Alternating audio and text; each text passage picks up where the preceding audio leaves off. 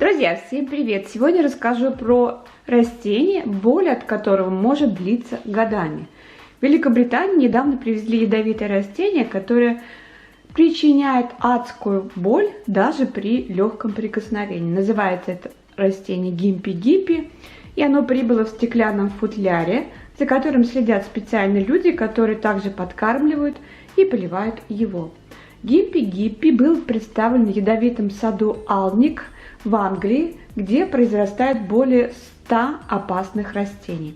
На воротах сада можно увидеть череп со скрещенными костями и зловещую надпись: «Эти растения могут убить».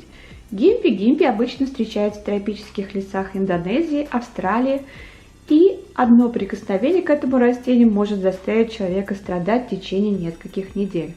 Недавно ученые обнаружили, что его токсин схож с ядом скорпионов, пауков, а его молекулярная структура позволяет ему запутываться и многократно воздействовать на болевые рецепторы жертвы. Растение покрыто мелкими волосками, поэтому если провести по нему рукой и прикоснуться к коже, волоски попадают под кожу и вводят яд, боль от которого описывают как удар током и ожог одновременно. Гимпи-гимпи хранится под стеклом, так как если волоски растения вылетят из контейнера, они могут вызвать серьезную аллергию. Посетители пускают только во время экскурсий, запрещая нюхать, трогать и пробовать растения. Известны случаи, когда посетители, прогуливаясь по саду, теряли сознание от вдыхания токсичных паров. Немного о самом растении гимпи-гимпи. Это вид жгучего кустарника, который относится к семейству крапивных. И получил он свое название в честь австралийского города Гимпи. Это растение может вырастать до 5 метров в высоту. Небольшие растения называют кусачие лодыжки, поскольку туристы, проходя по лесу, часто задевают эти растения своими лодыжками. Все растение покрыто волосками, которые наполнены ядом.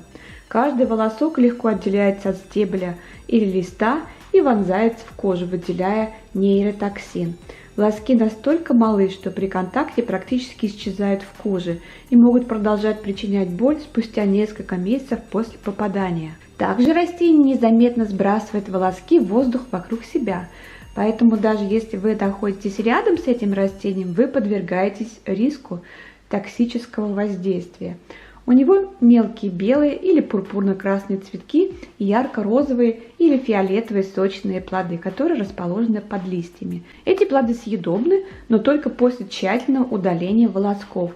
Боль, которую вызывает гимпи-гимпи, часто описывают как одну из самых страшных, которые только может испытать человек в жизни.